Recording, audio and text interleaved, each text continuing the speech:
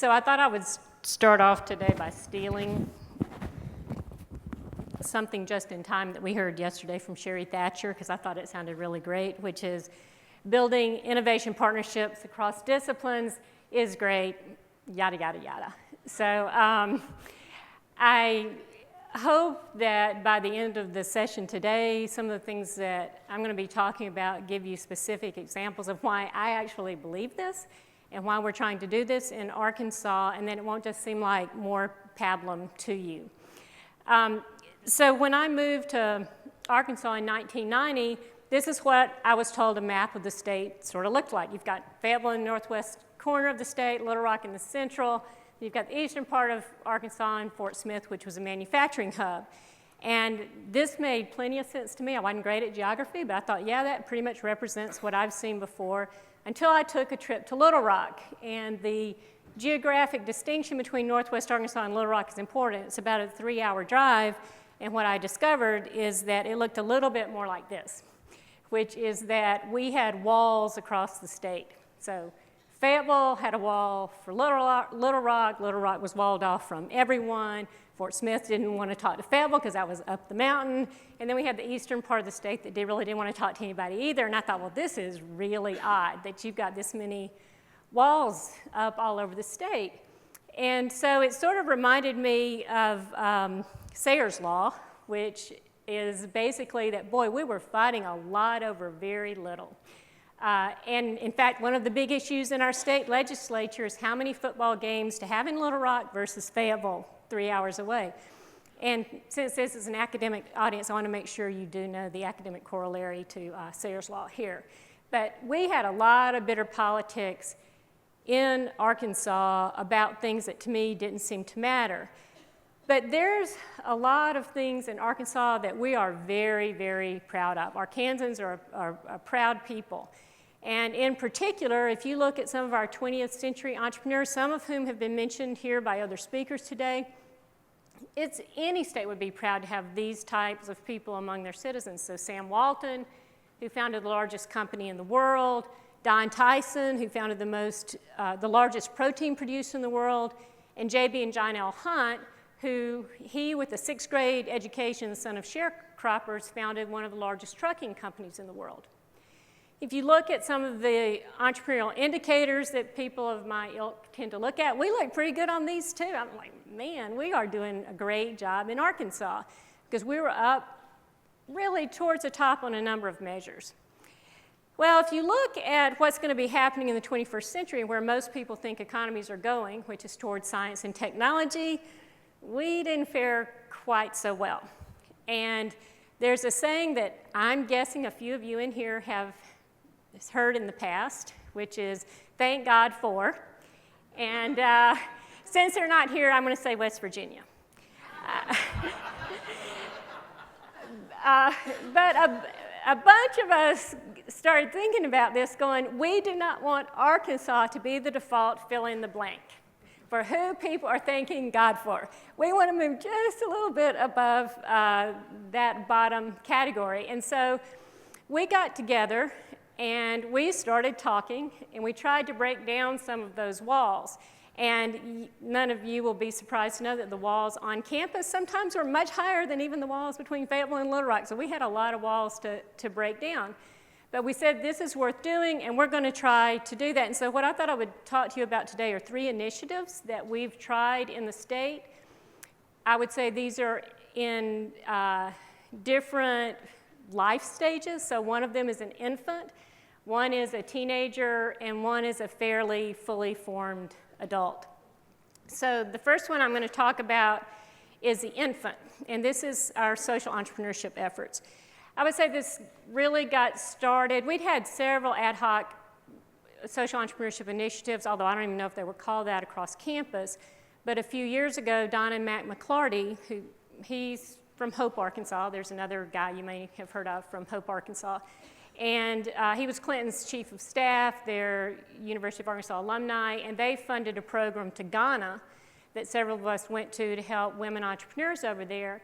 And it wasn't just a College of Business program. So when we went up and we met with McClarty's, Mac had actually been to China with Sam Walton, Bill Clinton, and I think Fulbright was on the trip as well, and he said, those are 3 iconic names. That is something the state of Arkansas really should be proud of, so whatever you guys do, you have to work together or we are not going to give you money. So we worked together, and we got the money, we went over there, and it was successful, but for various reasons, the program was not resumed. We thought it was going to go back this year, but then Ebola hit, and people don't know East and West Africa. So we ended up not going back to Ghana, but what we learned from the experience is that we had really good partnerships that we could build on throughout the state. And so in particular, the Clinton School of Public Service is in Little Rock. There again, there's that 3-hour drive across the state. And we really liked the guys we were working with there, and we thought we should work with them some more. And so we also met with people from the University of Arkansas for Medical Sciences School of Public Health, and the medical school is also in Little Rock. And we started talking to them about some of the things they were working on, and lo and behold, they're issues I imagine a lot of you are dealing with, things like obesity, last year's conference, things like food insecurity, things like poverty. And we thought, you know, we could build some programs if we really work together to address some of these challenges. And so we have been working with them on social entrepreneurship programs. This past summer, we held our first social entrepreneurship boot camp, which was at Petit Jean Mountain in Central Arkansas. That was a joint initiative among 4 different organizations. We had social entrepreneurs from throughout the state attending, and I would say a consensus was that it had completely changed the way that they viewed their organizations and their models, because they had never thought about applying business principles to social enterprises. So we're really excited about where social entrepreneurship is. We just had a donor give us a major donation to hire a director of social innovation, and this is the person who's going to be heading up our efforts in the future. And again, they're going to be across campus and across the state. So our teenager is commercialization retreats, and this is something we started 4 years ago. The thing that I think is different from what I've heard of from a lot of other schools is this is actually with 4 different, sometimes 5 different campuses. So it's the major research institutions in the state: the University of Arkansas Fayetteville, University of Arkansas for Medical Sciences, the University of Arkansas Little Rock, and Arkansas State University. And we have faculty from all 4 of these universities get together, again on Petit Jean, which is a beautiful place you should go to if you ever have the chance. And we talk about commercialization topics, things like IP disclosure, patenting issues, why the idea you had in your lab last night may not be quite worth $10 million yet.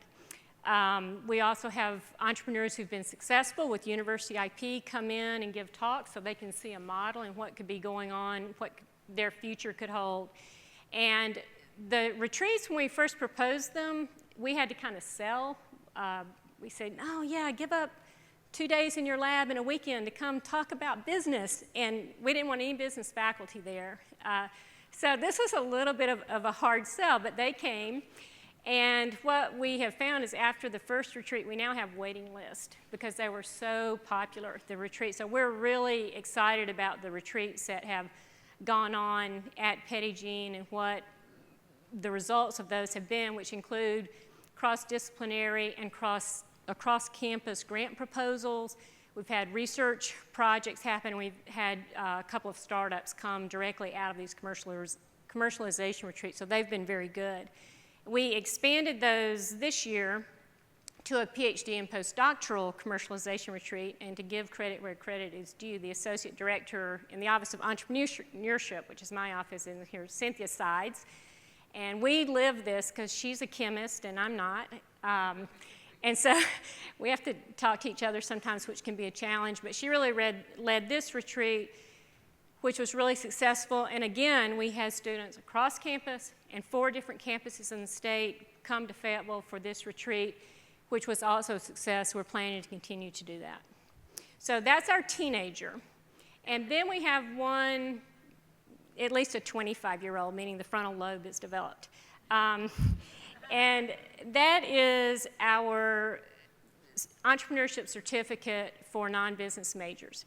This is the thing that has gotten the most recognition on campus and throughout the state, and I love these pictures. I think they're really cool pictures. We started getting serious about the competitions in 2009 when we got funding to send our students to them. And since then, I can proudly say that we're number one in the world in competition results, at least as measured by wins and finalists. The University of Louisville is nipping at our heels, so I'm really worried about this next year. They're already out doing calisthenics at 5 a.m. Because we really want to get that lead back where we're really hurting Louisville. They have a fantastic program. It's nice to be in the same league with the University of Louisville. But what's been a lot more impressive than the $2.3 million in cash they've raised, and I will admit some of that went to engagement rings, we had a couple of vacations, but most of it's gone toward building the businesses, is what has happened outside the classroom. So since 2009, our students have raised $40 million in private and public money to build their businesses. They founded 18 high-growth businesses, which have ranged from pharmaceutical companies to a company whose software platform manages off-site employees, to a company that makes biodegradable plastic bags from a waste product, to a company whose technology could be the biggest gain in solar efficiency since 1974. So it's really some pretty cool stuff that our students have been doing with their real companies that they have started as a result of our program. Now, in Palo Alto or in Boston, I would say these numbers wouldn't even be a blip on their radar. They would not cross the bridge to go invest $40 million in startups. But in Arkansas, this is kind of a big deal, and I think here, again, we are punching above our weight, because what we have done is these results, I think per capita, are probably really great, and I wish the Princeton Review looked at per capita numbers rather than absolute numbers, because we'd be up there. But we've had fewer than 30 teams and fewer than 100 students, and so I think those results are pretty remarkable. And it all started because these are interdisciplinary teams. That's what the whole graduate certificate program was for, is for the interdisciplinary teams. So when I came to Arkansas, as I said, in 1990, entrepreneurship wasn't on anybody's radar. In 2009, we pretty much had a blank canvas. And so we started working together to try to fill in this canvas. And through initiatives like the Social Entrepreneurship Program, like the commercialization retreats, like the certificate in entrepreneurship for non-business majors, we've started filling that in. So our big challenge is going to be, how do we get where we want to be in 10 years? This is Research Triangle Park, for those of you who don't know it, which we'd love to have something like that in the state, and in Northwest Arkansas, I think would be a great place for it. So we've been working together on this. Several of us went out to San Francisco last week, and we decided to steal from them as well. So there was a saying, I can't remember which group said this, but they said, we didn't know what we were doing, but we did it anyhow. And so we thought, okay, that's us. We don't know what we're doing, but we're going to do it anyhow. And our new charge is to totally blow up our approach to entrepreneurship education at the University of Arkansas. So we don't know how we're going to do it, but the one thing we do know is that we're going to birth this baby together. So thank you.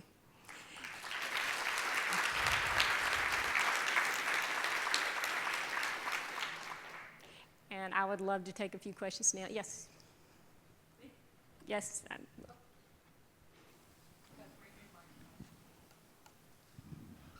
I loved your talk. It's very interesting, but I'm a business school faculty, so you said one thing, the commercialization ones, you have a wall up. You won't let the business school faculty come to commercialization retreats.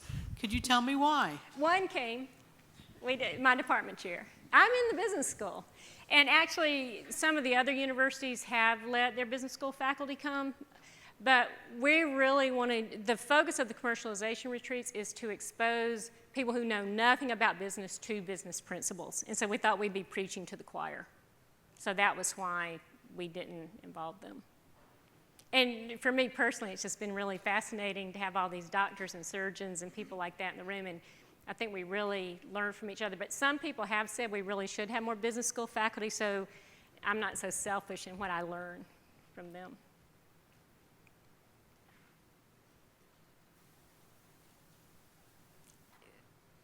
All right, well, thank you, and I'll be back up with the panel later.